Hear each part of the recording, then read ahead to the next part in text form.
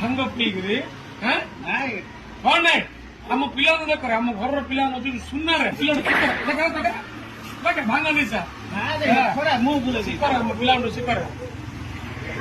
बोला चिनी पाला नहीं तुम चिनी पार्ले नहीं भावुँ मूर्ख कि मुझे तू राउतर पुआ ना बापा मैंने चिंती पिला आम घर पिला